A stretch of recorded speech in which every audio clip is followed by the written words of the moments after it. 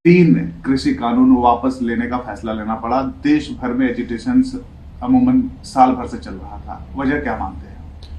देखिए, पहले दिन से हम सब लोग, अपोजिशन की पार्टी सब लोग कह रहे थे कि ये तीनों कानून अनकॉन्स्टिट्यूशनल है। मोदी सरकार को कॉन्स्टिट्यूशन में कोई राइट ही नहीं था कि वो इस तरह कानून बनाए। दूसरा, ये सिर्फ कानून इसलिए बनाया गया क्योंकि मोदी अपने ईगो की सेटिस्फैक्शन के लिए, अपनी अनानियत और हम जिसको हिंदी में अहंकार के लिए उन्होंने ये कानून बनाया। और इस गलत और काले कानून की वजह से 700 किसानों को अपनी जानें खोनी पड़ी। अगर वो अपने ईगो को बाजू रखते, संविधान को सामने रखते, तो ये कानून बनता नहीं और ये 700 किसान अपनी जान उनको देनी नहीं पड़ती।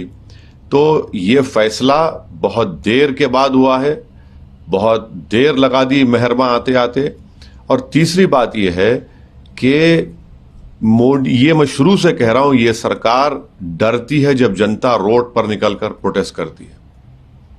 और ये दूसरा एग्जाम्पल है कि पहले तो CAA का प्रोटेस्ट आपने देखा कि पूरे देश में मुसलमानों के साथ सेकुलर लोग ठहरे, अभी तक रूल्स नहीं बने उसके।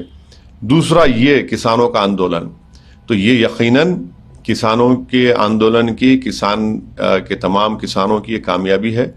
और चौथी बात, इसमें ये बात साबित हो गई कि ये बड़ा प्रचार बीजेपी ने किया था कि 1 नेशन के लिए 1 कानून होना चाहिए, आपको वापस लेना पड़ा।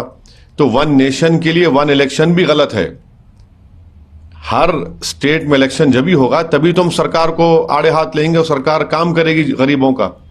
तो ये 1 नेशन 1 इलेक्शन गलत है। और पांचवी बात यह है कि मोदी सरकार वो बड़े बड़े उद्योगपति, बिलियनर जिसको कहते हैं, उन पर बड़ा बैसाखी बनाकर उनको इस्तेमाल कर रही थी और देख लिया कि वो बैसाखी भी नहीं बन सके। तो इनको ये जो फैसला लेना पड़ा, इनको आने वाले स्टेट इलेक्शन में, इनको जिसे उर्दू में कहते हैं कि नविश्ते दीवार, राइटिंग ऑन द वॉल नजर आ गई।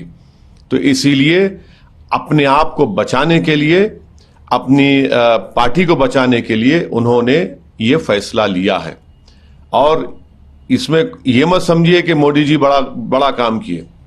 इनको नजर आ गया था कि देश इनके खिलाफ हो रहा है और चुनाव में जाना है उनको, उत्तर प्रदेश में, पंजाब में और 2-3 स्टेट में, इसलिए फैसला लिया गया। और शायर ने सही कहा था कि दहन पर है उनका गुमान कैसे कैसे, कलाम आते हैं दरमियान कैसे कैसे, जमीनो चमन गुल खिलाती है क्या क्या, बदलता है रंग आसमां कैसे कैसे।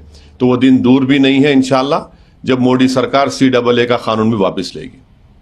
आप चाहते हैं कि जो कानून बने? नहीं, ये सब अनकॉन्स्टिट्यूशनल है ना, ये सब अनकॉन्स्टिट्यूशनल कानून है। आपने अपने ब्रूट मेजॉरिटी के ऊपर, अपने ईगो की सेटिस्फैक्शन के लिए, अपने अहंकार को सेटिस्फाई करने के लिए आपने इस तरह कानून बनाए। बिल्कुल गलत कानून है, इसका अनकॉन्स्टिट्यूशनल कानून है, चाहे फार्म लॉज हो। 1 साल प्रोटेस्ट चला। तो ये देखिए, मोदी सरकार सिर्फ प्रोटेस्ट करने वालों को हरास करती है, जेल में डालती है, UAPA लगाती है, मगर आज उनको जैसा हम बोलते हैं कि मट्ठी चाटना पड़ा, उनको अपना वापस लेना पड़ा। वो देख लिए कि ये सब उसमें उनका नुकसान हो रहा है। 2 बातें जो आपकी बात से निकल कर आ रहा है सामने की, कृषि कानून बल्कि CAA, लेकिन क्या आप ये मानते हैं कि 370 का जो फैसला हुआ या 35A का जो फैसला हुआ वो भी अनकॉन्स्टिट्यूशनल है? आपने देखा कश्मीर में कल क्या हुआ? क्या हुआ? आप तो इंसानों को ह्यूमन शील्ड के साथ इस्तेमाल करके वहां पर आप गोली मार दिए। क्या आप कह रहे हैं कि 370 हटाने के बाद कश्मीर स्टेबल हो गया? कहां स्टेबल हुआ? गृह मंत्री देश के श्रीनगर में है और पटाखे फुटते हैं, हजारों के साथ पटाखे फुटते हैं, और कल वहां पर ह्यूमन शील्ड के तौर पर इस्तेमाल किया गया और अब लाश भी नहीं देते। तो क्या हालात बदले कश्मीर में? कुछ हालात नहीं बदले।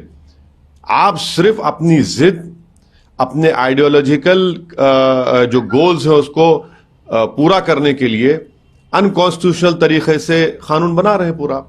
वो भी वापस होना चाहिए। नहीं, आप ये तो सब देखते जाइए ना आगे क्या क्या होता है। मगर क्या कश्मीर में स्टेबिलिटी आ गई? क्या कश्मीर में अमन हो गया? कहां हुआ है?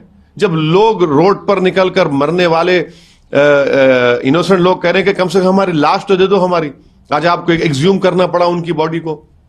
कहां आपने स्टेबिलिटी लाई कश्मीर में? कहां एलएसी और एलओसी पर अमन है? लद्दाख में के अंदर आप जाइए, ऊपर चीन बैठा हुआ है। आपने पाकिस्तान से दोबारा सीज फायर क्यों किया और उसके बावजूद भी वहां पर ड्रोन से हथियार आ रहे हैं? तो देखिए हर महाज पर मोदी सरकार नाकाम साबित है और ये बताता है देश को, और हमको ये पैगाम मिलता है कि कोई भी सरकार अगर 300 एमपी सीट जीत कर ला भी लेती है तब भी वो गवर्नेंस नहीं कर पा रहे हैं ना, गवर्नेंस नहीं कर पा रहे हैं। इसीलिए इनको हालत मजबूरी में अपने आप को बचाने के लिए ये इस तरह के कानून को वापस लेना पड़ा, काला कानूनी और अनकॉन्स्टिट्यूशनल है। ये सवाल ये भी आ रहा है कि जो किसान मरे में क्या सरकार किसी मुआवजा या फिर किसी बड़े ऐलान का होना यकीनन देना चाहिए। जब सरकार इस बात को मान रही है कि हमसे गलती हुई और हम इस कानून को वापस ले रहे, तो ये सरकार का एक मॉरली भी और लायबल है इसके ऊपर, ये उनकी जिम्मेदारी है। अगर आप ये कानून नहीं बनाते 700 किसान नहीं मरते, तो कम से कम आप उनकी मदद तो करिए। देखिए जान तो चलेगी, जान तो वापस आने वाले नहीं है। पैसा किसी इंसान के किसान की जान की कीमत नहीं बन सकता, मगर कम से कम उन किसानों से अगर मोदी सरकार को इतनी हमदर्दी वाकई में है तो हम इस बात का डिमांड करते हैं कि मोदी सरकार उनको एक्सग्रेशिया दे। जब आप मान चुके हैं कि ये अनकॉन्स्टिट्यूशनल था, इनसे गलती हुई, हमने अपने ईगो की सेटिस्फैक्शन के लिए अपनी ब्रूट मेजॉरिटी के ऊपर एक काला कानून बनाया जिसको हम वापस ले रहे हैं, तो उनकी मदद करिए। उन 700 किसानों के ताल्लुक से भी आप थोड़ा अपने दिल में नरमी पैदा करिए, जरा नमी दिखाइए और उनकी मदद करिए। और लखीमपुर खीरी में जो हुआ, लखीमपुर खीरी में तो वो तो मंत्री बने बैठे हैं, उनका बेटा जेल में है जिसने उन किसानों को मारा। आप मंत्री पद पे कैसा रहेगा? कैसे इंसाफ होगा उन किसानों से, जो 4 किसानों से जिसको मंत्री के बेटे ने अपनी गाड़ी से रौंद दिया, अपनी राइफल से उन पर गोली चलाई। अगर सुप्रीम कोर्ट सोमोटो नहीं लेता तो वो बेटा भी गिरफ्तार नहीं होता। तो ये भी तो देखना पड़ेगा ना। कानून वापस जैसे लिए हैं, क्या मंत्रालय गृह मंत्री का? हमारा मानना यह है कि अजय मिश्रा जब तक उनके बेटे के ताल्लुक से कोर्ट कोई खतई फैसला नहीं कर देता, वो मंत्री पद पर उनको रहने का अखलाकी कोई वजह ही नहीं है। वो ना रहे, कोर्ट फैसला दे दे उनके बेटे के बारे में और फिर उसके बाद आपको सरकार जो चाहे करे। उनको क्यों रख रहे हैं वहां पर? मैं शुरू से कह रहा हूं इसलिए रखा जा रहा है क्योंकि उनका ताल्लुक एक अपर कास्ट कम्युनिटी से है और उत्तर प्रदेश में उस कम्युनिटी और कास्ट के वोट की बीजेपी की जरूरत है, इसलिए उसको नाराज नहीं करना चाहते, इसलिए उनको मंत्री पद पर रखे। मगर ये कैसा इंसाफ होगा कि उनके पिताजी होम मिनिस्टर के पोस्ट पर रहेंगे और बेटे के ऊपर केस चलेगा मर्डर का? ये तो सुप्रीम कोर्ट के सो मोटो लेने से ही तो इतनी बात आगे बढ़ी, वरना वो तो वहीं खत्म हो जाता। चलिए, वैसे जी आपसे एक सवाल है कि जब इतना किया है तो क्या ये हम उम्मीद करें कि जो किसान प्रदर्शन में बैठे हैं वो वापस जाएंगे अपने घर? अब ये तो किसान आंदोलन में जो उनके नेता हैं, जो उनके जिम्मेदार हैं, वो इस बात का फैसला लेंगे। मैं उस पर कुछ नहीं बोल सकता, मगर ये बात तो साबित हो गई है कि मोदी सरकार ने गलती की, अनकॉन्स्टिट्यूशनल कानून बनाया और इस बात ये भी साबित हो गई कि 300 एमपी रहने के बावजूद भी जब देश की जनता किसी सरकार के गलत फैसले के खिलाफ रोड पर निकलकर कंसिस्टेंटली प्रोटेस्ट करती है तो ये सरकार पीछे हट जाती है।